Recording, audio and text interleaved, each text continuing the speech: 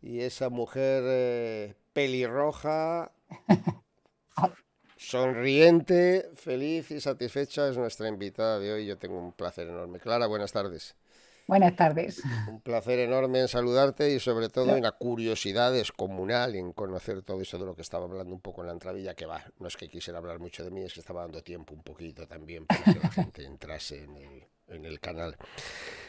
Una de las personas, bueno, antes hablaba contigo un segundito y Sí, estabas ahí contestando correos. ¿Cuántos correos recibes tú cada día? bueno, pues un montón, porque soy profesora también o sea, yo principalmente, mi sustento económico y mi dedicación principal es que soy profesora en la universidad, ¿no? Soy profesora en la Escuela de Informática, entonces estamos muy cerca de los exámenes del cambio de cuatrimestre y tengo muchos correos de mis alumnos y luego pues muchos correos de institutos y centros de primaria que quieren que dé charlas o cosas así, o sea, muchos correos. De hecho, algunas veces soy un desastre y tardo mucho en contestar, pero es que no me da la vida. No te da la vida. Bueno, es que además eres No, una mujer, como se dice ahora, multidisciplinar, ¿no? Porque parece que sí, sí, alrededor de las matemáticas tu mundo no, tu mundo transcurre como todos alrededor de la vida, ¿eh? de la Pero vida, claro. con las matemáticas como un, digamos, un eje motor.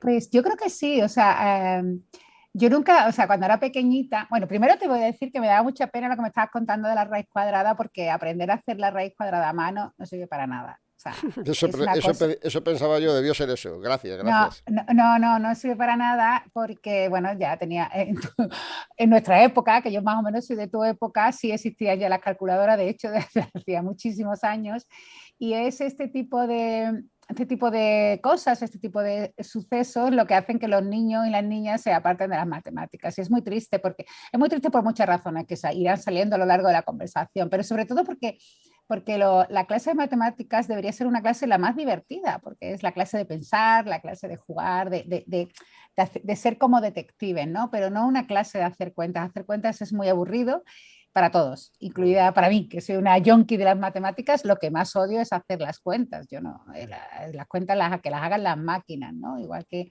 hacemos muchas cosas con máquinas. Y luego, yo no, o sea, cuando pequeña no quería ser matemática porque, entre otras cosas, no sabía que había una profesión que era ser matemática, ni idea de qué significaba ser matemática, como le pasa a muchos niños todavía, ¿no? Pero sí que es verdad que desde muy pequeña era mi clase favorita, ¿no? Era como el recreo, era la clase donde yo me lo pasaba bien jugando, se me daban bien y, bueno, pues era muy divertida. Y aunque yo luego cuando ya iba, yo cuando era pequeña quería ser cantante, como Lola, primero como Lola Flores, luego pasé a Madonna y ahora voy por Rosalía porque yo no pierdo A la ver, esperanza, ¿no? Es lo que tú estabas diciendo también en la introducción, ¿no? Que cuanto más mayor eres, más ganas tienes de aprender y a mí muchas veces me da hasta rabia, ¿no? Digo, ostras, es que mañana precisamente cumplo 51, digo, ay, es que no me da tiempo a aprender todas las cosas que quiero aprender. Pero bueno, pues que me enrollo. Pero cuando estaba acabando en el instituto, o sea, 2 semanas antes de la selectividad, de la prueba de selectividad, yo quería estudiar filosofía. O sea, que yo lo que quería era ser filósofa. Aunque las matemáticas eran mi clase favorita, yo quería ser filósofa, escribir libros, sobre todo dominar la lengua y dominar los razonamientos, como lo hacía mi profesor de filosofía, porque al final todos queremos ser alguien, parecernos a alguien que nos ha influido, y mi mejor profesor de toda la historia fue un profesor de filosofía, Antonio Hurtado. Pues yo que ese control de la lógica, de los argumentos para manipular, a mí me parecía fascinante. Digo, yo quiero ser filósofa. Pero fue él, fue mi profesor de filosofía, el que cuando vio que yo ya iba de cabeza para la filosofía, fue él el que me convenció de que hiciera matemáticas, porque decía, pero si se te dan muy bien las matemáticas y te gustan mucho, digo, yo le respondí, digo, bueno, me gusta mucho las matemáticas y me gusta mucho bailar, pero no quiero ser ni bailarina claro. ni matemática. Y él me convenció, como éramos 6 hermanos, bueno, éramos y somos, afortunadamente seguimos siendo 6 hermanos, y mi padre no estaba muy para allá de dinero. Me dice, pero chiquilla, ¿por qué no estudias matemática? Que ayudes a tu familia, que vas a trabajar enseguida, es una cosa que te gusta, que eso es fundamental, que te guste. Y después, pues ya cuando tú tengas dinero, pues tú ya cuando estés ayudando a tu familia, te pagan la carrera de filosofía. Y bueno, a partir de ahí sí que fue el eje motor de mi vida, porque suena muy exagerado, pero es verdad, ¿no? Los primeros meses no me enteraba de nada, yo digo, estaba allí como Alicia en el País de las Maravillas, esto está loco. todos majaretas, yo no entiendo nada de lo que dice esta gente. Y fue durillo, ¿no? El inicio de la carrera de matemáticas, pero luego cuando ya se levantó la neblina y empecé a ver las cosas, dije, wow, esto es un mundo alucinante, nunca le agradeceré lo suficiente a mi profesor, que todavía tengo contacto con él, lo vi el martes pasado, que me diera ese empujón, ¿no?, a la carrera de matemáticas, primero porque es maravillosa y segundo porque no está tan lejos de la filosofía en algunos de los planteamientos, ¿no? Al fin y al cabo la lógica filosófica es igual que la lógica matemática. Y a partir de ahí, o sea, las matemáticas me han dado todo. O sea, bueno, me casé con mi director de tesis, o sea que fue con las matemáticas.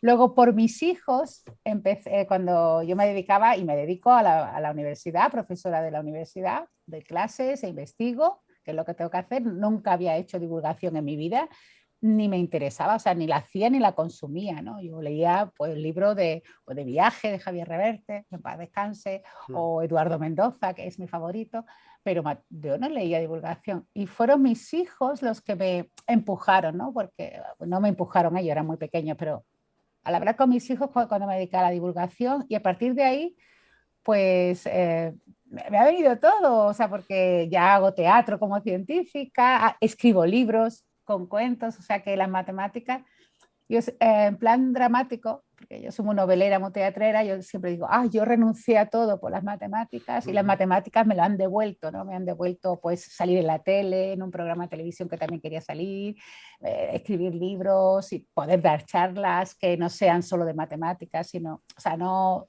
son charlas especialistas, sino intentar acercar la belleza a las matemáticas, o sea, que sí. Todo esto para decirte que sí, que son el eje Sí, motor de todo mi eso me vida. dice que sí, y ahora damos un salto en el tiempo y con todo eso, por ser devoción, por ser mucho más que una profesión, una afición, un gozo y un ocio, te permite llegar a ser una de las personas más influyentes del año 2000. ¿Te ha sorprendido que la revista apareciera ahí en la revista Forbes? Bueno, pues ya te puedes imaginar un montón. De hecho, no nos está viendo mucha gente. Me he contado un secreto, ¿no? No, cuando me avisó la periodista me avisó una periodista de Forbes, yo creo que fue 2 semanas antes. Y bueno, me puse muy contenta y fui, o sea, me hizo mucha ilusión. A mí siempre me hace mucha ilusión estas cosas por mis padres, ¿no? Que afortunadamente viven los dos. Y yo verás cuando se lo cuentan a mis padres, van a flipar. Y a mis hijos, ¿no? Porque mis hijos también ya son adolescentes y presumen de esas cosas, ¿no? Sobre todo porque estaba con Ibai Llanos y mis alumnos, porque yo a mis alumnos y ahora les digo, que yo he salido de una lista con Ibai Llanos, ya me tenéis que respetar, ¿no? Pero, ¿sabes qué pasó? Que iría tan acelerada que se me olvidó contárselo a todo el mundo. No se lo conté a nadie. Y cuando ya se hizo público, que yo lo puse en el WhatsApp de la familia, digo, mira, ya es público, todo el mundo, ya es público que, digo, que estoy en la lista Forbes, que está en la lista Forbes. Y fue entonces cuando mi familia empezó a decir, wow, no sé qué, cuando me di cuenta, digo, wow, ¿qué hago yo ahí? Y además pensé, con lo cansada que estoy, tengo yo que ser una de las personas que cambie el 22, pero no, la verdad ha sido un reconocimiento que no entiendo, bueno, no entiendo muy bien por qué, bueno, no lo sé, estoy ahí y me hace No, ilusión. no seas modesta que no viene al caso. Estás en la No, revista Forbes y eso significa ser una persona influyente. La pregunta que yo hago desde el desconocimiento es, ¿cómo se puede alcanzar tal influencia simplemente por las matemáticas o porque, como decía antes, tú eres una mujer multidisciplinar que se ha empleado, programas de televisión, talleres de teatro, etcétera? Ha sido una mujer permanentemente activa para divulgar las matemáticas, a fin de cuentas, ¿no? O la bueno, ciencia. sí, la verdad que ahorita le he hecho y de hecho, valga la redundancia, sí que he estado en muchos formatos, ¿no? O sea, que empecé un poco con un blog, Matiz Mate Aventuras, que es el Big Bang de toda la carrera divulgadora y a partir de ahí pues sí que me he ido, o sea, yo primero estaba un poco enfocada en los niños por mis hijos, ¿no? Un poco motivada por mis hijos y ya pensé, bueno, igual que yo, pues cuando leemos cuentos en casa, porque eran pequeños, tenían 6 y 8 años los dos, yo le leía cuentos, de cuentos normales, ¿no? No de matemáticas, pues yo descubría que ellos aprendían cosas, ¿no? Pues, por Salvador y ejemplo, Ventura, les ponemos Salvador y nombres, ¿no? Ventura, sí, Salvador como su abuelo Salvador, que es mi padre, y Ventura como su bisabuelo, Ventura Cuántos años tiene Salvador? 19 ¿Y Ventura? y 17, 17. sí. Y yo descubría que Ventura es un futbolero. ¿Sí? Sí, sí, sí. Bueno, mi hijo Ventura nació aquí en Sevilla y vivimos en un pueblo, en Gelbes, y es de Leibar, a ¿Qué me muerte, dice? ¿Y eso? a muerte gracias a las matemáticas, porque eso es cierto. De A hecho, ver, bueno, tiene fotos con la presidenta, claro, allí en Eibar, no, cuando íbamos nos miraban como, "¿Y este niño tan raro?", porque es de Eibar. Bueno, tan raro, es un chaval normal y corriente. Pero un año se enfadó con el Betis, bueno, era el 2014, porque recuerdo que cumplía 10 años, y se enfadó muchísimo con el Betis, él era del Betis a muerte, y dice, ya no soy más del Betis. Y mi hijo, cuando toma una decisión, la toma. Y se puso a hacer, él tenía 9 años, va a cumplir 10, tablas de resultados de los equipos de segunda, porque decidió que iba a elegir otro equipo, un equipo de segunda. No me así al preguntes por... albur. Sí, sí, a mí no me preguntes porque yo los razonamientos de mí algunas veces no lo entiendo. Y ahora con 17 te aseguro que menos. Pero empezó a hacer, dice, me voy a hacer de Leibar. Y nosotros, pero de Leibar, Ventura, si Leibar está lejísimos, no vais a poder nunca ir al estadio de Leibar y tal. Me da igual, pero va muy bien. Y la prueba es que él iba con sus datos ahí haciendo gráficas y tal, muy gracioso. Y bueno, Leibar ganó la segunda división, pasó a primera, y en su cumpleaños, por eso recuerdo que cumplía 10 años, me dijo, mamá, bueno, se pidió un ordenador para no hacer las cuentas a mano, un portátil y tal, y me dice, mamá, quiero un regalo, pero es que no vale dinero, pero no lo puedes conseguir. Y digo, ¿qué quieres? Dice, un autógrafo a ver si me acuerdo, de J. Peleteiro, que era un jugador que jugaba en el Eibar aquella temporada, y lo pedí en Twitter y la gente se movilizó y a las 3 horas así ya teníamos el autógrafo de J. Leteiro, bueno, y le regalaron acciones de Leibar, o sea, eso es en mi casa todo gira alrededor de las matemáticas, o sea que tengo un hijo de Leibar gracias a las matemáticas y francamente, ¿por qué era tan influyente? Pues no lo sé, la verdad que yo pruebo todos los formatos y creo que he sido muy insistente, ¿no? He dado muchísimas charlas en institutos, en coles, en cárceles, en centros cívicos. Y luego, pues, me he ido haciendo un nombrecillo, tú sabes, y la radio, sobre todo. Yo creo que la radio, más que aunque también he estado en la televisión, yo creo que ha sido la radio también te lanza muy lejos y me han pasado cosas muy curiosas a raíz de colaborar en Radio Nacional, haciendo sección de matemáticas. Y yo creo que, pues no sé, pues que, como se dice en mi pueblo, más vale caer en gracia que ser gracioso. Y yo, pues, he estado en el sitio que tenía que estar, en el momento que tenía que estar, no lo sé. La verdad es que no lo sé. ¿Tu pueblo que es Coria? Coria del Río, Coria del Río, para distinguir de Coria extremeña, ¿no? exactamente, en Cáceres. ¿Sales de Coria muy jovencita? ¿Estudias en Pues, Sevilla ya? sí, sí, pero Coria está al lado de Sevilla, Ya, o ya, sea ya. que yo iba y volvía. Coria, o sea, estuve viviendo en Coria hasta que me mudé a este otro pueblo que está al lado, que es Gelbes, en el 99, o sea que ¿De qué tendría me suena a unos, mí la princesa de Gelbes? ¿Suena de algo? Lo no miraré. sé, Bueno, sí. aquí hay muchas cosas. De hecho, esto era terreno de la duquesa de Alba, porque Algo de eso, sí. sí, algo de esto hay, yo Puede no me ser. entero muy bien, pero de hecho cuando firmamos la escritura teníamos que pagarle, no sé, 2 reales al año a los duques de Alba y una cosa así, pero no será la princesa de Helvet, lo buscaré. Bueno, que estudias normal y cuando descubres tú ya en el bachiller o como se llamara lo que estudiabas tú en su momento, en EGB, etcétera, ¿cuándo En Boop y descubres tú Co. esa pasión por las matemáticas? Porque no es muy normal en un niño, digamos, en una niña, que te gusten especialmente las matemáticas. O alguien te las ha explicado No, de manera no, divertida. no, la verdad es que me da mucha pena decirlo, pero la verdad, hasta la universidad nunca tuve un buen profesor de matemáticas. Es simplemente que pues a mí, o sea, yo era, como se suele decir, un culillo de mal asiento, entonces aprender nombres y aprender fechas y tal, y cosas, además que eran arbitrarias, ¿no? Porque pues, yo soy muy talibán de la ortografía, pero hay que reconocer mis alumnos lo saben, porque les quito más nota por falta de ortografía que por fallos con las cuentas las hacen las máquinas. Pero al fin y al cabo la ortografía, las reglas ortográficas, pues son reglas un poco caprichosas, ¿no? Las hemos puesto así, ¿no? Porque se acentúan estas, porque esto va con B, que reconozco, o sea, que soy una talibán y que odio la falta, o sea, odio, me molesta mucho la falta de A mí ortografía. también. Es una cosa, pero las matemáticas, bueno, es que eran, no sé, me gustaban, eran sencillas, eran un juego.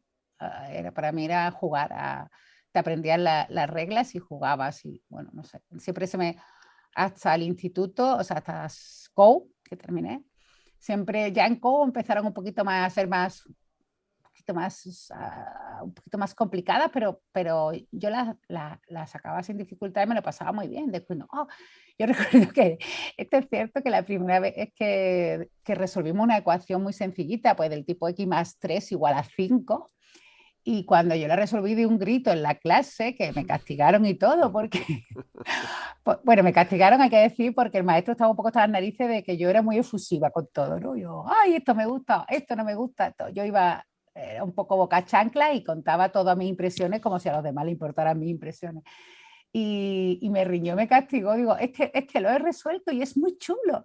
Y me castigaron, pero no sé, es que me gustaba. Ya en la universidad ya sí son difíciles y ya dije, wow, Bueno, lo pero primero que... has dicho algo importante antes y es verdad, y se podría resumir en eso. Posiblemente sea la asignatura con la que más se puedan divertir o entretener los alumnos Es que en edad infantil, digamos, sobre todo, ¿no? Pero claro, si en lugar de convertirla en un juego, la conviertes en un sacrificio permanente porque la letra con sangre entra y esas cosas, va, yo pertenezco a otra generación en no, la que pero la sí, educación era una ley de destrucción masiva, esa es la verdad. O sea que no era lo más adecuado. Pero no sé si luego, con la evolución educacional, que tampoco es que haya sido demasiado brillante, se ha conseguido ese punto de conseguir empatizar, seducir al niño que va a aprender a través del juego. Siempre digo una cosa, y tú me entenderás como profesora, ¿no? O sea, sí, cómo nos divierte ver un programa como Pasapalabra en televisión sí. o cualquier tipo de concurso porque estamos jugando y concursando. Y qué fácil nos sería aprendernos así las capitales de África en lugar de coger un listado y mañana te lo pregunto y si no te lo pregunto además castigado el domingo sin Sí. fútbol, ¿no? Eso es terrible.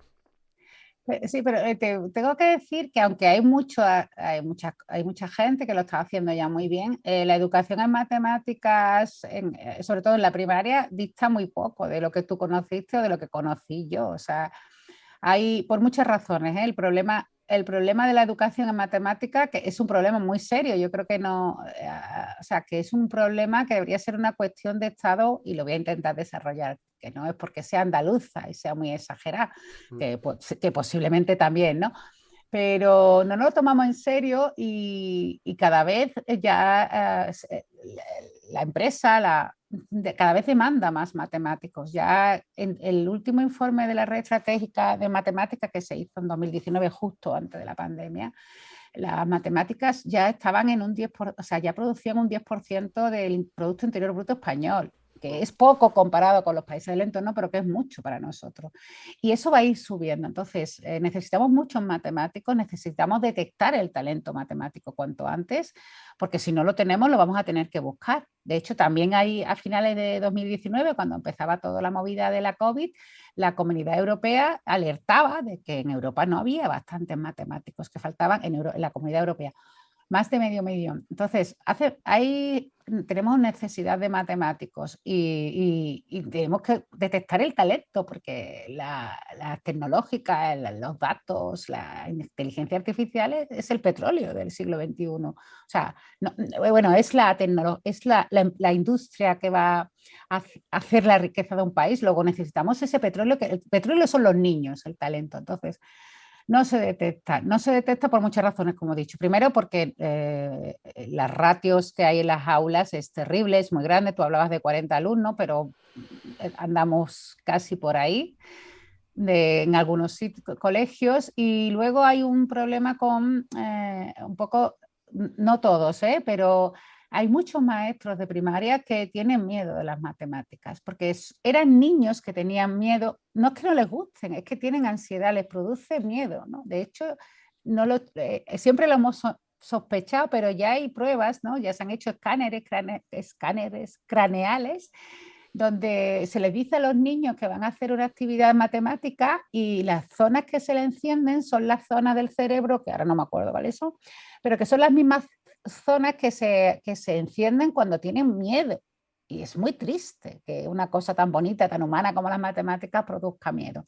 Con lo cual estos niños, muchos niños, si no se les quita ese miedo en la escuela, pues con profesores bien formados, con profesores en condiciones laborales adecuadas y tal, pasan por la educación, te los encuentras luego en los institutos, yo me los encuentro y tú le dices, ¿qué quieres estudiar? Y dice, cualquier cosa que no tenga nada que ver con matemáticas. Y muchos de estos niños que tienen ansiedad por las matemáticas acaban siendo maestros y hacen su carrera muy bien, o sea, no los estoy criticando, quiero decir, nadie les enseña, nadie les abre ese museo, ni siquiera en la carrera de magisterio les dice, mira, estos son las matemáticas, así se enseñan las matemáticas, sino o sea, a disfrutarla. Luego, estos mismos niños que crecen y se hacen maestros son maestros o niños grandes, o maestros, vamos, no niños grandes, son maestros leche, que entran en la clase con esa ansiedad. ¿Y qué hacen? Pues repetir un poco lo que ya han visto. Y ahí en ese momento triste, porque es un momento que debería resultarnos triste a todos como sociedad, pues ahí no hay un culpable y una víctima, ¿no? Son todos víctimas. Los niños que no reciben una formación y ese maestro, ¿no? Al que no se le ha dado la formación y se le está obligando a tener esa ansiedad. Y luego ya, claro, cuando llegan al instituto, pues ya muchos pues vienen, como digo yo, resabiados, ¿no? Como los toros, ya no quieren saber nada de matemáticas. Y a esto se está uniendo últimamente el hecho de que cada vez menos matemáticos son profesores de matemáticas, porque los matemáticos, cuando yo estudiaba, que yo empecé en el 89 del siglo pasado, casi todos queríamos ser profesores. Bueno, de hecho todos queríamos ser profesores, pero ahora ya las salidas son otras, es más competitiva, tiene puestos de trabajo mejor reconocidos por la sociedad, mejor remunerados, sin padres ni niños a los que aguantar, con lo cual ya ahora cada vez hay menos matemáticos dando matemática, con lo cual el problema se va haciendo gordo, gordo, gordo, gordo. Y si no nos ponemos las pilas y no detectamos el talento matemático, que no es un problema que está ocurriendo solo en este país, ¿no? Ya en Reino Unido se detectó y cuando hacen los presupuestos cada año,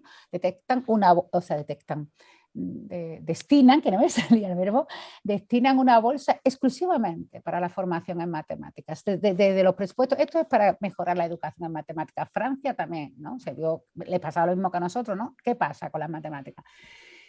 Y si no nos ponemos las pilas, como digo, pues estamos formando a una cantidad ingente de futuros desempleados, ¿no? En algún sentido, aunque suene muy exagerado, vamos a condenar a nuestros niños y nuestras niñas a una especie de exclusión laboral, ¿no? Porque cada vez vamos a necesitar gente con más gente con muchos conocimientos matemáticos. Y eso tenemos que empezar desde muy pequeñitos.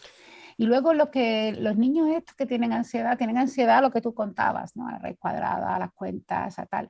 Pero me ha pasado muchísimas veces. Yo cuando voy a hacer talleres, pues hago talleres de grafos o talleres sobre todo de grafos, ¿no? Que es una herramienta que me gusta mucho con los niños. Y me ha pasado muchas veces que hay algún niño o alguna niña que destaca, ¿no? Rápidamente pensando y luego le dices al profesor o a la profesora, este chaval es un crack, que dice, este no hace nada. Pues es un crack, porque, porque, porque es más rápido que yo pensando, ¿no? Porque para los grafos no hace falta hacer cuentas, sino ahí es donde tú detectas si el chaval o la chavala es rápido pensando. Y es muy triste que te pase eso, ¿no? Que muchas veces el que más rápido, vamos, más rápido que yo, te digo, ¿eh? Quiero decir que yo que me sé las soluciones porque me lo he estudiado, pero que son más rápidos que yo y luego son niños que tienen un fracaso escolar porque odian hacer cuentas y odian la forma tradicional que tenemos todavía en muchos sitios, no en todo, de enseñar las matemáticas. Vamos a ver, si hemos partido de la base Es que me estoy dando cuenta de lo importantísimo que es que gente como tú tengáis primero esa facultad y luego las posibilidades o la iniciativa, llámalo como quieras, de divulgarlo, porque si estamos partiendo de la base de que es normal, no solo la educación de antaño, sino la de hogaño, que, que hay una carencia importante de Sí, empatía, por decirlo de alguna manera, para que el sí. chaval, el alumnado, le preste un mínimo de atención a esto.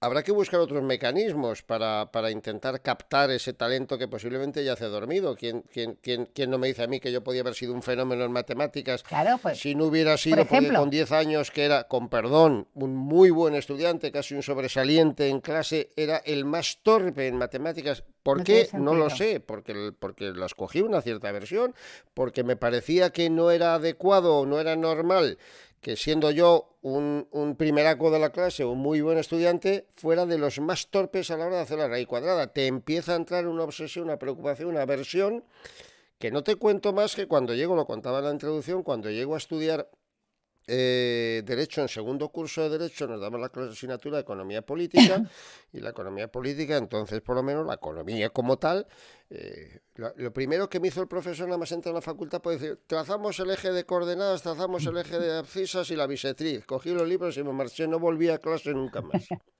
Porque lo ya bonito que aquello es. me producía o sea, después de haber abandonado las ciencias en cuarto, con 14 años, cuando elegíamos letras y tal. Ahora resulta que habiendo elegido letras, haciendo una carrera como derecho, tengo que enfrentarme otra vez a estos gráficos. Claro, nadie jamás, no es que no hubiera jugado conmigo ni con los de mi generación, nadie nos había metido por los ojos el atractivo que pueden tener las matemáticas, ni siquiera la utilidad enorme que a través de la divulgación, y ahora lo vamos a hablar, vosotros, tú en concreto, podéis servir. O sea, que llegues a un punto de decir, como has escrito en tus libros, etcétera, que las matemáticas preservan tu salud. Dices: joder, estamos hablando de algo bastante más serio, ¿no? Efectivamente. De hecho, yo lo que afirmo, bueno, lo primero es que lo que tú me estás contando de que tú eras el primero de la clase, era muy inteligente para aprender otras cosas y no matemáticas, es que no tiene sentido. O sea, alguien se tenía que haber parado, alguien que el profesorado, decir, bueno, aquí pasa algo, ¿no? Porque una persona que es capaz de aprender todo, las matemáticas de la EGB la tiene que poder aprender. Lo que pasa que, bueno, posiblemente pues, tu maestro uno tampoco lo entendían. No lo sé, no tiene sentido. Hay que detectar qué pasa, ¿no? No tiene sentido porque hasta, yo diría que hasta tercero de la ESO, el sistema educativo actual, el tercero, hasta cuarto de la ESO, todo el mundo tiene que tener capacidad para entender esas matemáticas porque todavía son matemáticas concretas, no son abstractas, ¿no? Yo ya entiendo que, bueno, que en bachillerato las de científico-técnico son más abstractas, puede haber gente que les cueste, como a otros nos cuesta, pues cantar. A mí, que yo quería ser cantante, pero no sabía cantar. Pero no tiene sentido. Y se me ha ido la pregunta. No, Ah, pero vale. estábamos indagando en eso, en la capacidad de divulgación. Puede pasarte Sí, que por la cuestión educativa, por la psicosis, por los tiempos que vive cada uno, por el carácter individual de cada uno de nosotros, que de repente a lo mejor por el miedo al fracaso, por lo que sea, como sí. voy a fallar yo en esto, lo que sea, da igual. Pero bueno, tiene que haber un segundo estadio, un segundo periodo en el que haya gente, cuando te interesas, como yo me intereso, por muchísimas cosas en la vida, por muchísimas de cualquier índole, te acerque las matemáticas. Y yo tenía 18, 19 años, 20 años, 20 años, a mí no me acercaba nadie el más mínimo interés por las matemáticas. Me parecía una cosa absolutamente farragosa e inútil, salvo que la fuera a utilizar en mi provecho personal. Y como nadie me lo comentaba, como nadie nos ha comentado nunca nada de esto, pues ahí es donde aparece precisamente la función de una divulgadora como tú y este canal, entre otros muchos vehículos, para que nos expliquéis cuál es la verdadera importancia de las matemáticas más allá de los simples números, ¿no? Evidentemente, eso es lo que pasa, lo que te iba a decir, justo lo que acabas de terminar. Es que lo que yo siempre tengo, bueno, no sabes que los matemáticos nos dedicamos a demostrar teoremas, que son verdades absolutas, no son opinables, son así. Y el teorema que yo pretendo demostrar y a lo que le he hecho muchas horas de la divulgación es demostrar que a todo el mundo le gustan las matemáticas, incluso a ti, o sea, a todo el mundo. Lo que pasa es que algunos no lo saben, porque cuando alguien te dice que no le gustan las matemáticas es porque no sabe. vamos, no es su culpa, no sabe lo que son las matemáticas. Piensa que las matemáticas son cuentas. Y ya te he dicho yo que eso ni a mí me gusta. Pero yo me he encontrado con público bastante hostil en ese sentido. Más que hostil, asustado. Porque la gente que yo le digo, te voy a proponer un reto, me dice, no, a mí no me lo cuentes. O sea, ya, el muro. A mí no me lo cuentes porque es que yo nunca me he enterado, yo no me voy a enterar. Pero si eres muy artible, y yo puedo ser muy artible, y consigues romper esa barrera y, bueno, en función de la persona que tengas delante y que tú más o menos sepas los conocimientos previos que tienes, le pones un reto a otro. Y cuando consigues decirle, pero escúchame, ¿no? O sea, escúchame, porque muchas veces es miedo. Y cuando te escuchan y empiezan a deducir, ¿no? Al principio le vas tirando tú, le vas llevando de la mano y cuando ya solo empiezan, bum, bum, bum, todo el mundo tiene la misma reacción, siempre sonríen. A mí nadie me ha dicho nunca, vaya rollo me acabas de soltar. O sea, y he estado, yo digo, evidentemente yo estaba acostumbrada a un público, antes de empezar la divulgación, a un público muy, ¿cómo se dice? Muy motivado, porque yo soy profesora en escuela de ingeniería. O sea, mis alumnos van a ser ingenieros informáticos, o sea, ya les vale Claro. hacerme caso porque tienen que usar muchas matemáticas. Cuando yo iba a un congreso a explicar mis descubrimientos, mis compañeros de congreso, mis colegas, ¿no? Ya les vale escucharme, ¿no? Hacían lo mismo que yo, con lo cual todos hacíamos cosas maravillosas y nos encantaban. Y fueron con los niños, primero los míos, ¿no? De cómo les cuentas tú la maravilla de las matemáticas, la belleza de las matemáticas, que tiene una belleza intrínseca, es voluptuosa, sexy, cómo se la explicas Sí. a un niño que no sabe nada, o sea, porque no tiene conocimientos previos. Y a mí lo que me fallaba al principio, y por eso yo creo que estoy aquí, ¿no? Porque yo lo comenté en un blog personal que tenía, que era como una, bueno, que era como, no, era una terapia porque había estado con una depresión y tal, y me lo puse, como yo quería escribir siempre, pues como no podía trabajar en matemáticas porque estaba drogada, con, con, las pastillas, pues me puse a escribir, ¿no? Que, o sea, a sacar, ya que no podía tal. Y lo conté, digo, ostras, que no sé contarle matemáticas a mis hijos, que no tengo el lenguaje, ¿no? Y fue un poco a partir de ahí cuando empecé a inventarme cuentos, ¿no? Porque ya digo, yo descubría cuando les leía un cuento a ellos, que eran muy pequeños, pues que aprendían vocabulario, por ejemplo, ¿no? Pues si salía un cuento, al llegar la aurora, pues Ventura decía, ¿qué Aurora? Porque su abuela se llama Aurora. Entonces, Claro. para él, la Aurora es su abuela. En el Y digo, supermercado de enfrente, claro. claro. Y Sí. digo, no, Aurora, no, Aurora es un fenómeno. Entonces, en ese momento, él tenía la curiosidad, ¿qué es Aurora? ¿No? Y en ese momento, que está en el cuento, que está dentro del contexto de la historia, si tú le explicas el significado de Aurora, seguro que nunca se lo va a olvidar, porque él quería saberlo, lo necesitaba. O estábamos leyendo un cuento, la leyenda, ¿no? Una leyenda de un marajano, o marajano no sé cómo se llama, de la India.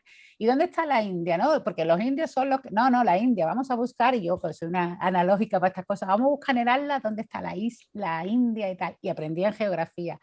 Pues entonces fue ahí donde yo dije, bueno, pues igual que se aprende geografía en contexto y vocabulario y a hablar y a leer, pues se puede aprender matemáticas. Y empecé ahí con estos cuentos de Con las matemáticas, Matiaventuras, ¿no? de las mateaventuras. Y a partir de ahí me di cuenta, cuando empecé a dar charlas, de que ocurría un poco lo que tú me estabas contando, que yo iba a un cole se me acercaba un moco de 5 o 6 años y me decía, a mí es que se me dan fatal las matemáticas.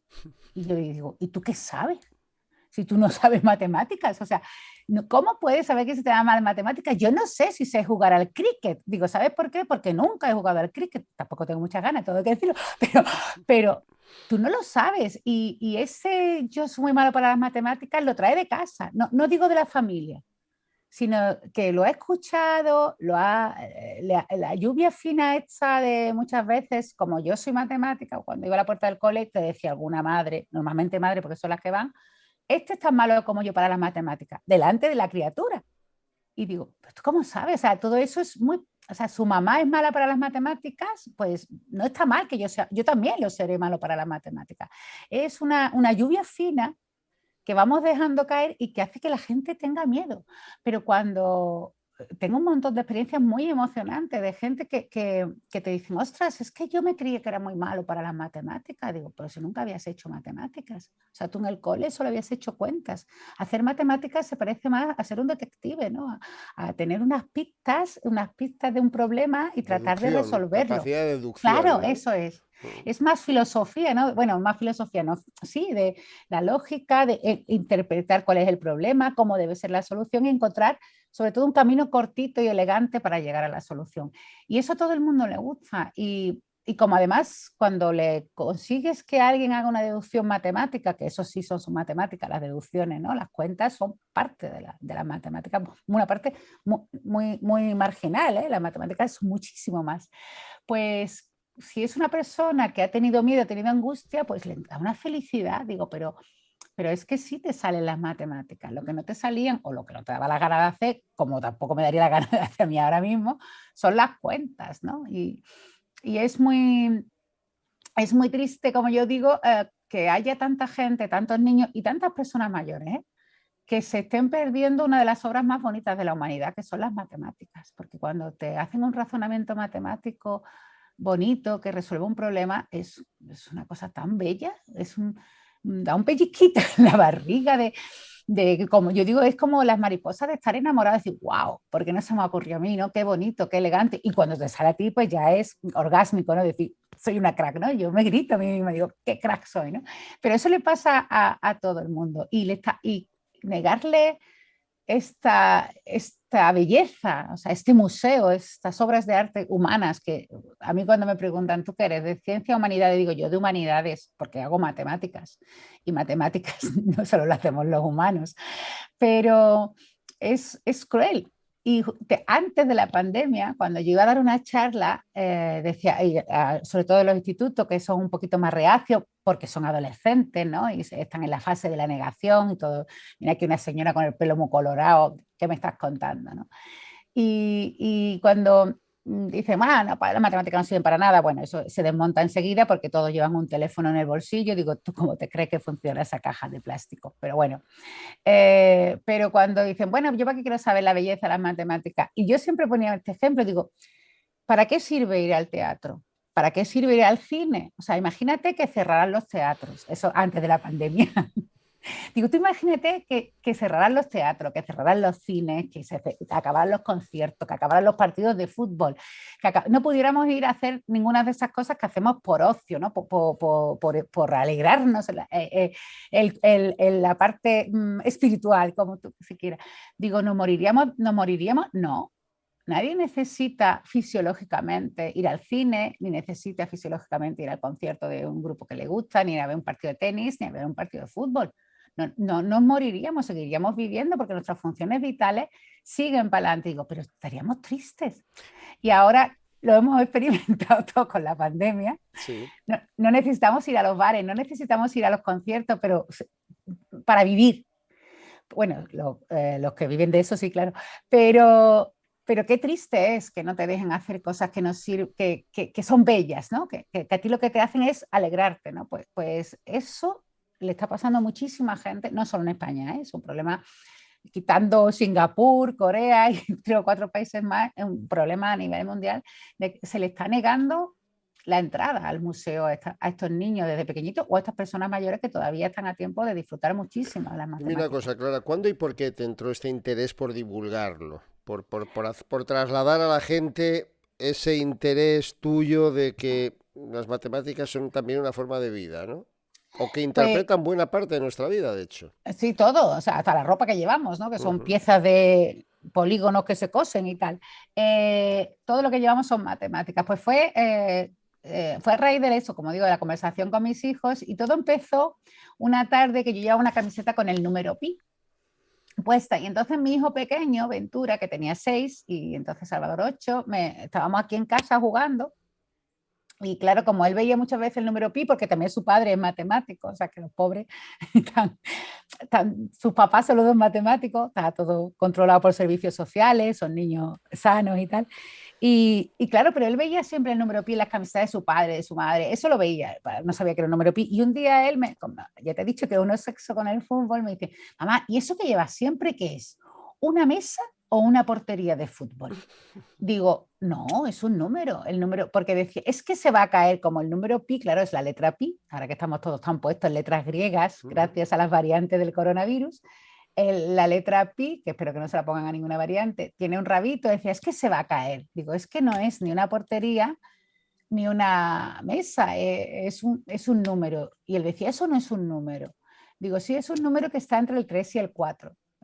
Es un número que está escondido entre el 3 y el 4. Y él, claro, él tenía 6 años y dice, es mentira. No hay números entre el 3 y el 4. Viene el 3 y detrás viene el 4. Y digo, bueno, Ventura, en realidad hay infinitos números entre el 3 y el 4. Y ya saltó el otro, ¿qué es infinito, mamá? Y yo ahí ya la estaba liando muy parda. Digo, mira, el número pi es tan importante que si no conociéramos el número pi, no se podrían medir los círculos, ni las pelotas de fútbol, no podríamos medir las esferas ni los círculos.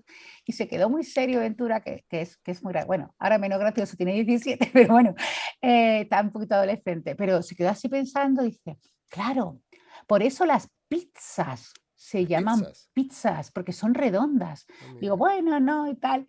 Y ese mismo día por la noche, cuando iba a darle el beso de buenas noches, a acostarlo y tal, dice, mamá, hoy me vas a dar pibesitos. Ah, porque yo le decía, pi es 3 y una mijita más, un poquito más de 3.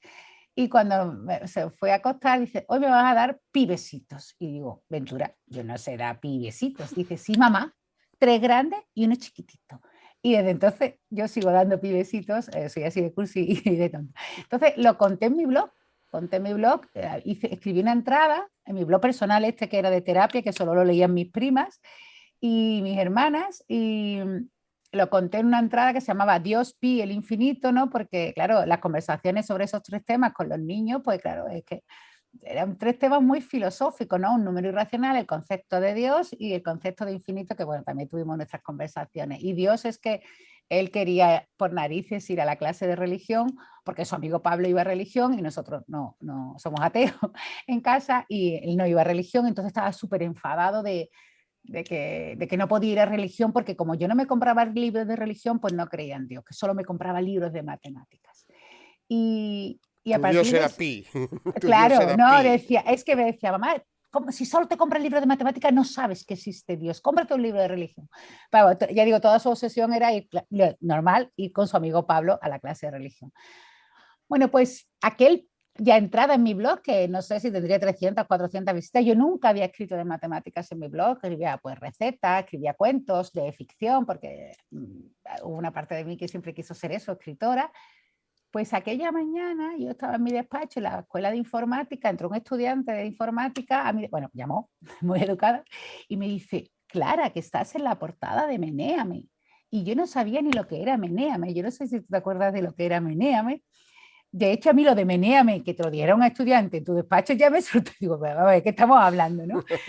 Y era y es, ¿no? Sigue siendo un portal de Un portal difusión de con un portal de noticias. difusión de, yo no lo ni idea. ¿Eh? Y él me acuerdo que me dio el mejor consejo de toda esta carrera, que me dijo, no leas los comentarios. Digo, vale, los leí sufrir. Y, ¿por qué me odian? O sea, porque digo, yo no he dicho nada, simplemente que esto. Y esa misma mañana, en mi despacho de la universidad, me llamó Radio Nacional para hacerme una entrevista por la forma de contar las matemáticas para los niños y tal. Y bueno, pues aquello tuvo una cierta difusión, me llamó de madre y ya, pues, entre otras personas, me conocía Raquel García Oldemolins, que es la ilustradora catalana, claro, porque todos los libros míos, que yo creo que también es parte, ¿no? de que a la gente le haya llegado tanto, es que los dibujos van siempre, son unos libros muy bonitos, con unos dibujos muy bonitos, con unas ilustraciones maravillosas de Raquel García Oldemolins. Ella vive en Barcelona y me contactó, ¿no? Dice, porque tú así más o menos la idea de eso que tú haces para inventarte cuentos para tus hijos, lo podemos hacer en plan más pro, ¿no? Más, tú escribes los cuentos, yo los ilustro. Y la verdad que las ilustraciones de Raquel son maravillosas. Y a partir de ahí, pues empezamos a publicar el blog de Mati en un blog grande que se llamaba Libro de Notas.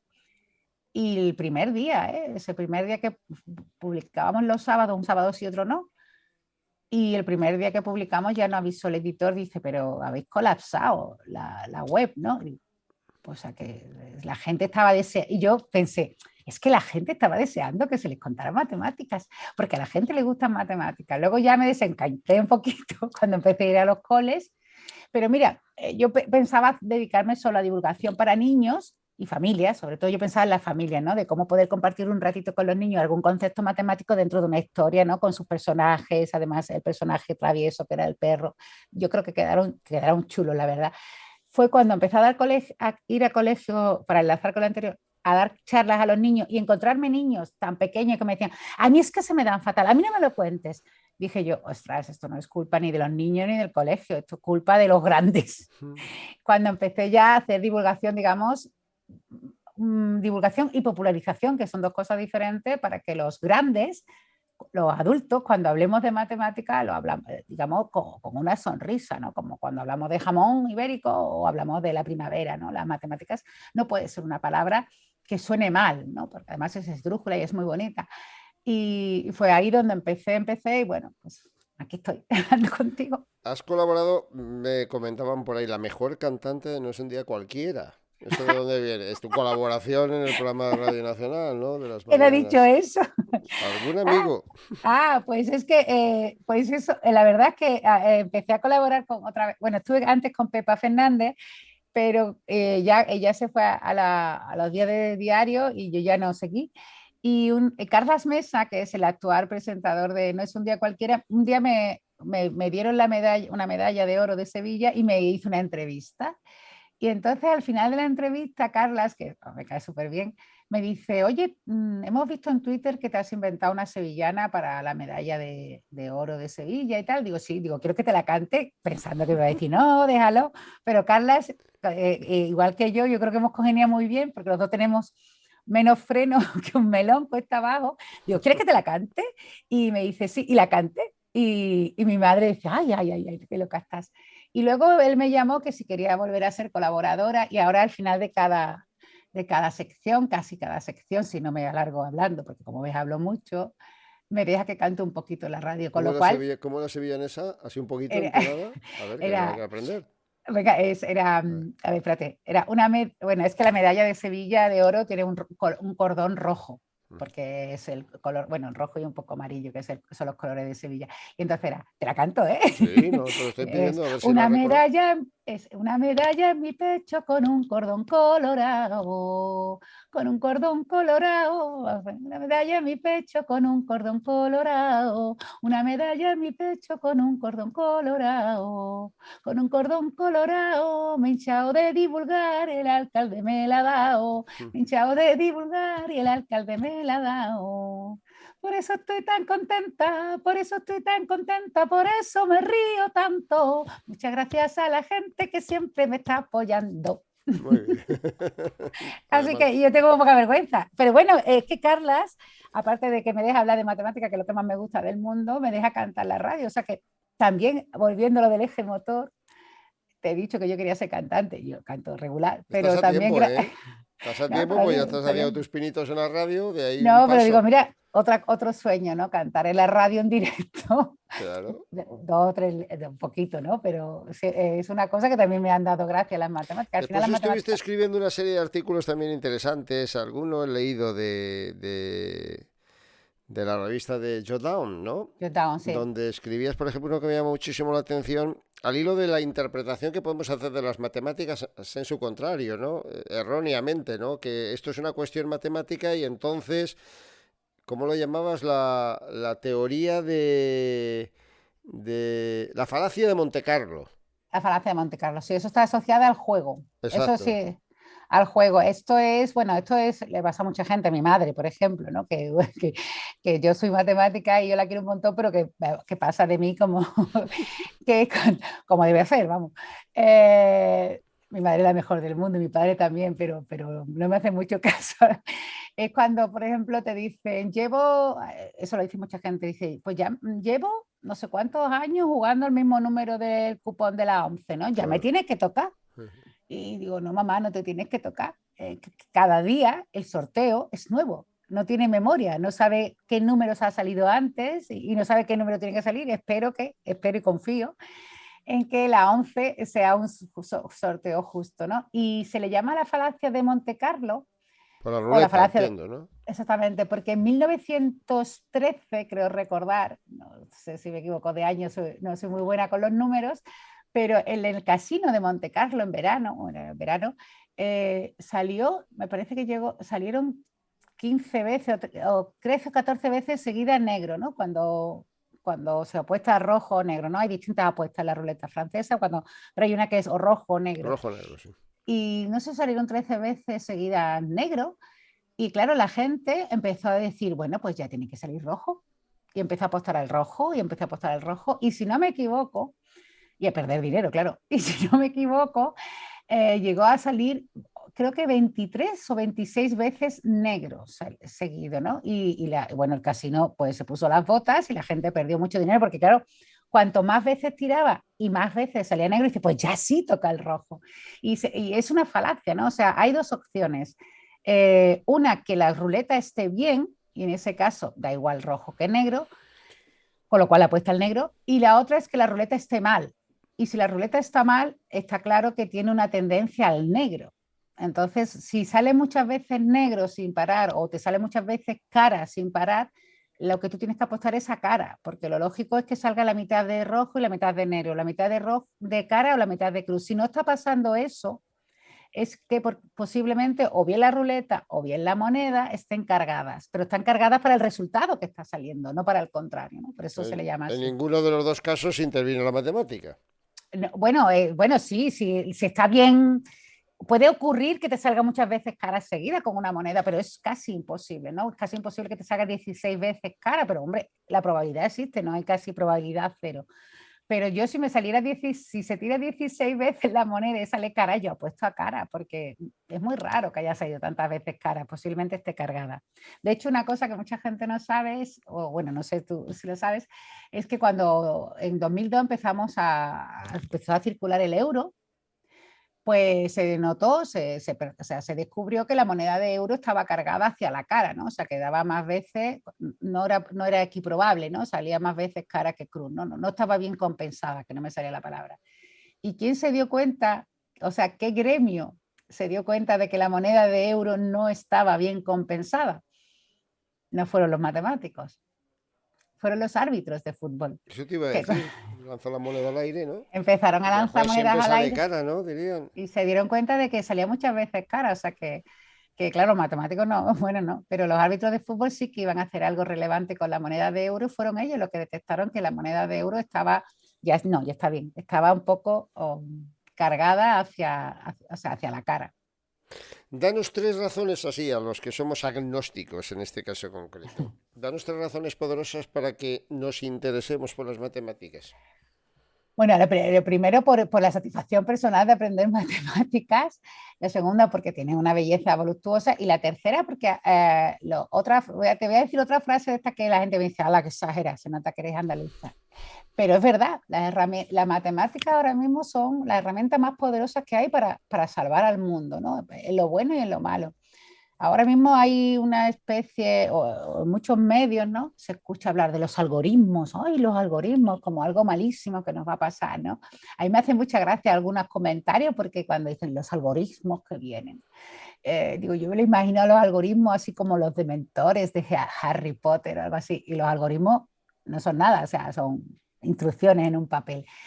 Pero es cierto que los algoritmos van a venir y es cierto que se van a quedar, afortunadamente te digo, para todos nosotros, lo que sí que es verdad que tienen una parte peligrosa, claro, la tienen, como todo. Pero ahora mismo los grandes problemas de la humanidad, de las herramientas más poderosas que pueden ayudarnos son las matemáticas. Y antes hablabas de salud, ¿no? De qué tienen que ver las matemáticas con la salud. Bueno, yo creo que después de todo un año viendo gráficas y hablando de la tasa de contagio y de incidencia, no hay que explicar eso, pero el problema más grave de salud que hay ahora mismo en el mundo, yo creo que es mucho peor que la COVID, y lo están diciendo, y yo no soy experta, pero lo dicen los expertos, no es la COVID, son las bacterias súper resistentes. Las bacterias resistentes a antibióticos, leía el otro día yo en El País que ya mata más gente que el cáncer y la Sí, sí, malaria. lo leí, O sí. sea que, y eso es terrible porque si cada vez hay más bacterias resistentes a antibióticos, significa que si un niño se cae en la calle y se hace una brecha en la rodilla, puede morir de una infección, así de simple. Será terrible. Y ahí ya está, evidentemente hay mucha gente trabajando en antibióticos, incluso en virus que se comen a las bacterias resistentes, Pero hay unos equipos, entre ellos hay uno, por ejemplo, en el Instituto Tecnológico de Massachusetts, en el MIT, en el MIT, que está desarrollando antibióticos bastante potentes y lo están haciendo con inteligencia artificial, ¿no? Porque la inteligencia artificial te permite manejar millones y millones de datos que puedan ir combinando y haciendo combinaciones para hacer un antibiótico. O sea, que está ahí. Luego, el cambio climático, pues que la falta de alimento, todo esto, hay un montón de gente desarrollando invernaderos inteligentes, que consuman poca agua, que tengan siempre el mismo nivel de humedad, o sea y aparte, bueno, y ya en diagnóstico médico es una cosa espectacular lo que ya se hace, ¿no? Y en robótica de apoyo, o sea, el mundo cada vez va a ser más matemático y bueno, vivir en el mundo a nivel usuario se puede,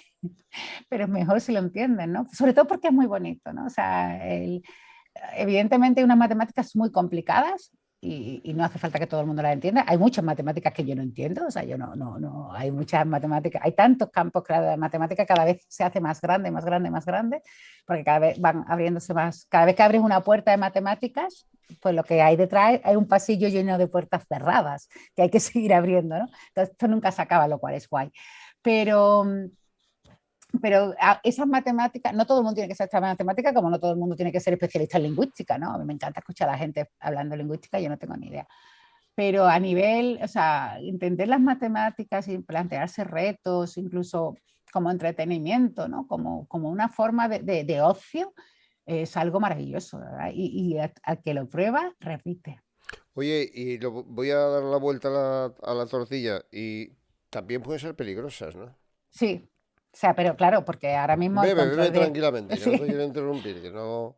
Mm. Ahora mismo, bueno, de hecho ahí está Zuckerberg, ¿no? Todo el día de juicio porque Claro. es muy peligrosa. Hay un, bueno, las matemáticas son tan poderosas que son peligrosas, claro, como todo, ¿no? Pero como todas las herramientas, o sea, todas las herramientas son buenas y peligrosas. Tú puedes usar una furgoneta para llevar, pues no sé, ayuda humanitaria a La Palma o ayudar en La Palma a evacuar a la gente de su casa, pero también la puedes usar para irte a Barcelona, a las Ramblas y matar a gente, ¿no? Es el mismo, es la misma herramienta, no depende de la herramienta, depende de quién usa la herramienta. Y evidentemente ahora mismo pues el control de datos es una herramienta que es muy peligrosa y ahí está Zuckerberg y están, ya hay muchas denuncias por algoritmos con sesgo, por ejemplo, que pueden hacer daños. Pero hay un efecto que se estudia con matemáticas y que es muy fácil de ver con un dibujito que se llama el espejismo de la mayoría, que se da en redes sociales, en todas las redes sociales, ¿eh? No estoy hablando solo de redes sociales virtuales, las redes sociales han Mm, existido siempre, ¿eh? Ha existido siempre. tu caseta de la feria, tu pandilla, qué sé, tu falla, no sé cómo se llama en Valencia, ¿no? Tu cuadrilla, si eres vasco, eso eran redes sociales, tu bloque de pisos. Pero hay un efecto que se da en redes sociales que ahora se ha podido estudiar muy bien gracias a las redes sociales virtuales, pero que han existido siempre, que se llama el espejismo de la mayoría, que es un poco, bueno, sabíamos que pasaba, ¿no? Lo que pasa es que no teníamos datos de la gente, cómo se relacionaba, y es un poco lo que pasa, pues yo siempre digo cuando vas a votar, que tú vas a votar a cualquier elección que te toque votar y cuando vas a votar y cuando vuelves tú vas súper feliz, ¿no? Porque te crees que va a ganar el que tú has votado o por lo menos que no va a quedar tan malamente, tras. Pero luego dices tú, madre mía, ¿qué ha pasado? ¿Quién ha votado a esta gente? Y claro, lo que ocurre es que vivimos dentro de burbujas, entonces todos acabamos, tanto analógicamente como digitalmente, como virtualmente, todos acabamos rodeándonos de gente que piensa como nosotros. Y al final eso es una cámara de eco y nos da la sensación que eso es lo que piensa la mayoría y es Mm. un espejismo, porque no es lo que piensa la mayoría, es lo que suena en tu patio de vecinos, porque nos da la sensación muchas veces de que vivimos en un mundo interconectado en Twitter, Facebook, TikTok y todo, o Twitch, pero en realidad todavía seguimos en patios de vecinos. Pasa que los patios de vecinos son un poquito más grandes, ¿no? Pero en tu timeline de Twitter o en tus círculos casi siempre, salvo que seas una persona muy razonable, vas eliminando aquellos que no te gustan como opinan, ¿no? Y este espejismo de la mayoría, que es una cosa que se hace con cuentas, que yo lo cuento en mi último libro, pues si lo queréis ver, se hacen unas cuentas muy sencillitas y te permite detectar en cada comunidad quiénes son los sensores, que bueno, es lo que llamamos normalmente los influencers.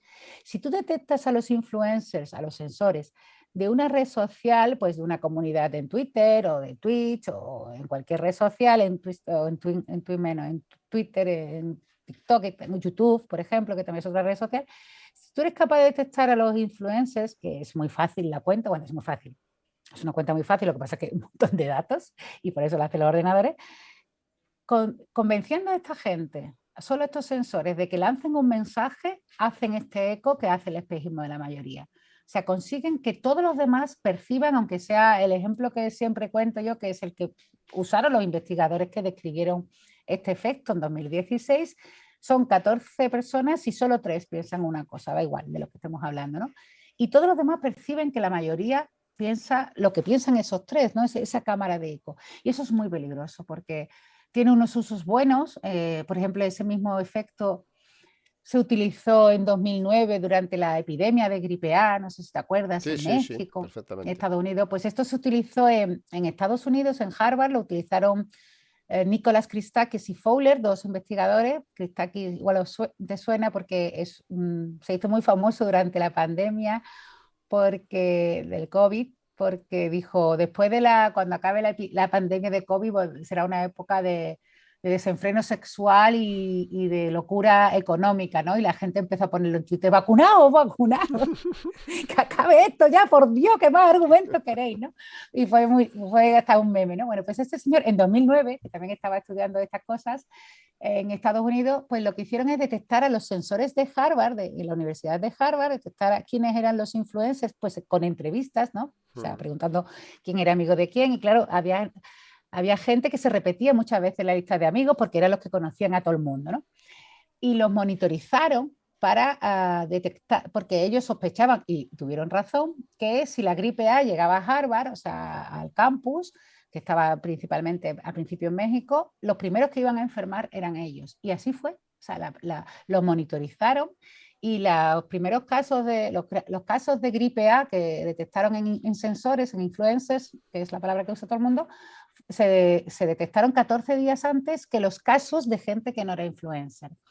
Y esto, pues, por ejemplo, te permitiría hacer unas medidas de atención temprana, decir, aquí está la epidemia, no vamos a aislarnos, vamos a tal. Pero esta misma herramienta, lo mismo, si tú la usas para propaganda, pues te podría explicar, pues, por ejemplo, qué está pasando en Europa con los avances de la ultraderecha, ¿no? Que es una cosa que decimos, wow, no habéis estudiado historia, ¿qué está pasando? ¿No? ¿Cómo volvemos a repetir el siglo XX? ¿No? Y ahí está Rusia también ahora ayudando. Pero se van creando esas cámaras de eco que pueden propaganda y bueno, y también son muy útiles, aunque no sé si aquí son buenas o malas para hacer publicidad. O sea que sí que tienen un lado muy peligroso. De hecho, con este efecto de la espejismo, la mayoría tú puedes hackear cerebros, como se suele decir, porque claro, yo estoy muy segura, por ejemplo, segurísima de que las vacunas son la única, o bueno, no la única, son La mejor la fórmula. mejor, claro. Bueno, de hecho está probado que las vacunas, después de la potabilización del agua, es la medida sanitaria que más vidas ha salvado en la historia, ¿no?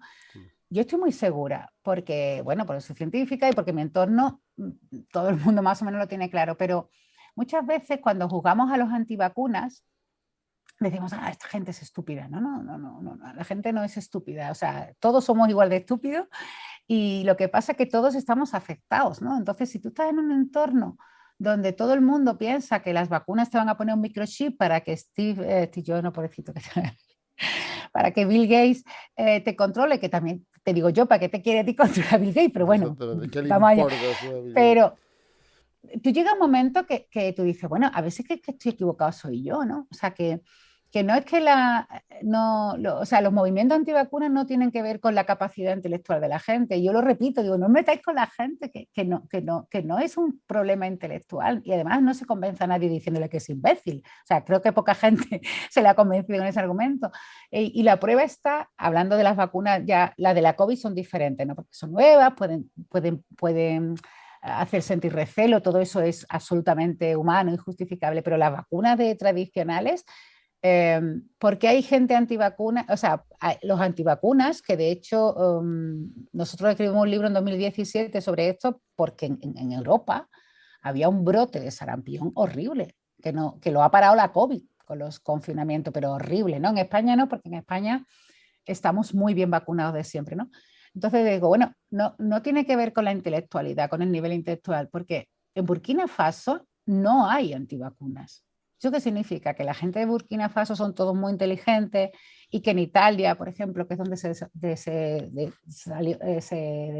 no sé cómo salió el brote más, fue más fuerte el brote de sarampión, los italianos son más tontos por ser italianos y los de Burkina Faso son más listos por ser de Burkina Faso, o tienen que ver con el ambiente. Tiene que ver que en Burkina Faso la gente sabe que los niños se mueren de sarampión y en Italia se nos ha olvidado que los niños se pueden morir de sarampión, ¿no? O sea que el control de la información siempre, bueno, siempre lo ha sido, ¿no? Ante lo que pasa que hasta hace poco eran los medios tradicionales, también han hecho mucho daño con la propaganda, pero ahora es que son mucho más poderosos. Bueno, no Y te sí que quiero puede ser. perder. Además, estoy contando las horas que te faltan para celebrar tu cumpleaños. Anda, que bien. Que le he dicho yo, digo, ¿cómo lo sabes? No, Te lo digo. son muy Porque te lo he dicho, pocas. muy lista no soy, te lo he dicho Lo yo. sabía. El 26 de enero, una fecha señalada. Digo, hombre, qué casualidad, vamos a hablar con ella la Sí, víspera. sí. Pues además de felicitarte por adelantado, sí quería que nos transmitieras o que me transmitieras a mí por lo menos que se... Lo has explicado al principio, ¿no? La sensación de estar como una persona influyente de verdad en la selecta lista de la revista Forbes. Pero ¿por qué crees tú que figuras en esa lista? ¿Por qué te consideran, por qué crees tú que te consideran una persona tan influyente? Bueno, no, o sea, porque lo que me han dicho, que yo no, que veáis que me pongo colorada. A mí me han dicho por el carácter disruptivo, ¿no? Que te dicen, bueno, Mariano, tú has cambiado la imagen de las matemáticas en España. No es cierto, porque si fuera verdad, ojalá, pues no habría, tendríamos a todos los niños estudiando matemáticas con más alegría.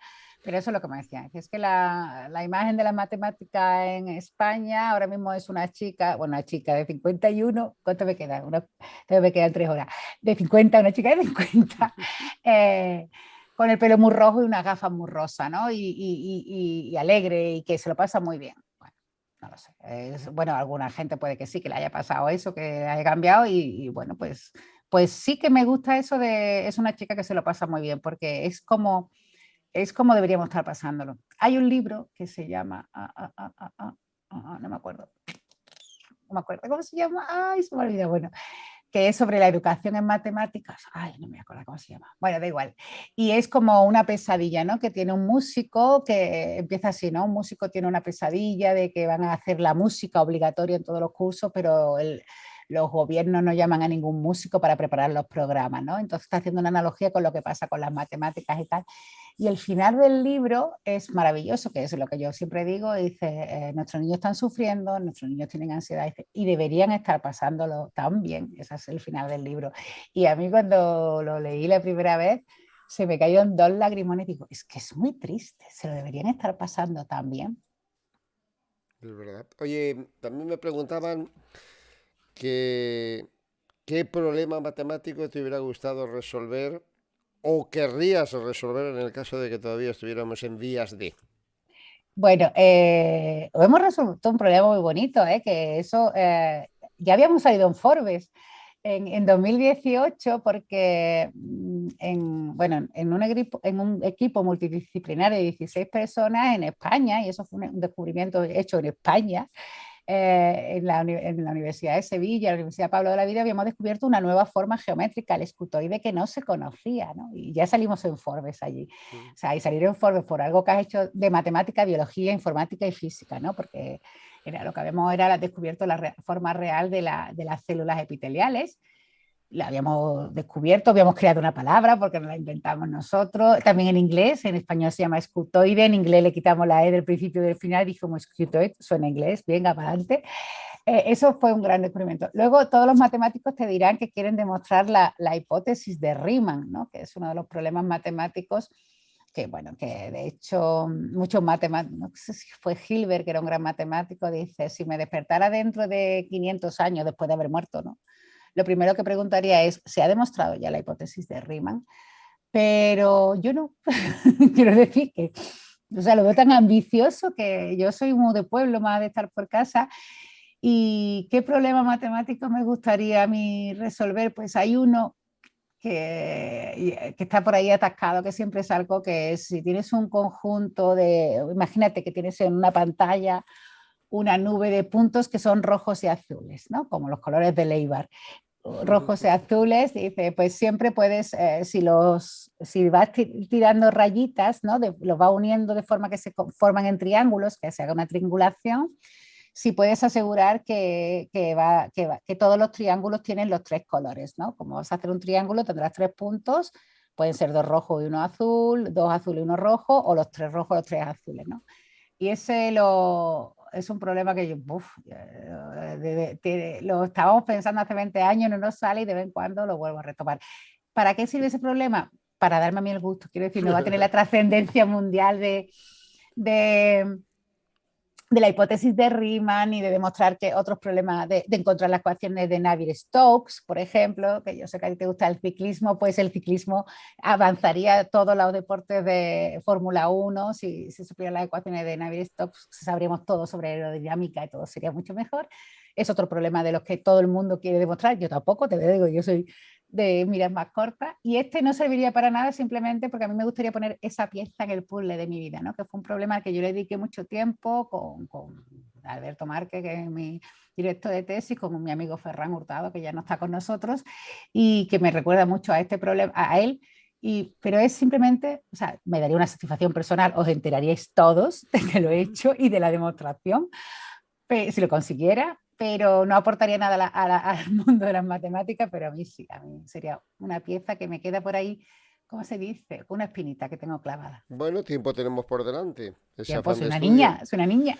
No solo eres una niña, tienes esa vocación que a veces se pierde, no sé si por decepción o por cansancio, porque uno busca otros objetivos, otros alicientes en la vida también, pero a ti se te ve y el hecho de figurar en esa revista Forbes tiene que ser un aliciente y un acicate, me imagino, muy importante Y también. una responsabilidad, ¿eh? Y una responsabilidad, en efecto, pero bueno, sé que la llevas con mucho gusto Sí, lo llevo con y con mucho. mucha devoción. Clara, que ha sido un placer y Igualmente. que, bueno, ya tendremos alguna otra charla, iremos a ver si resolvemos esos problemas matemáticos, ¿no?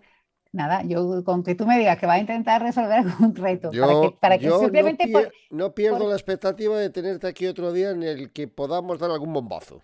vale, pues podemos hacer algún bombazo o podemos hacer una sesión de reto, verás como, sobre todo para que te quites esa espinita, porque seguro que si eres un primeraco, como te has dicho, Cuidado, no podía ser malo en matemáticas, era de simplemente adolescente. Bueno, estaba pues un poquito asustado. debió de ser un trauma. Sí, Gracias, Clara.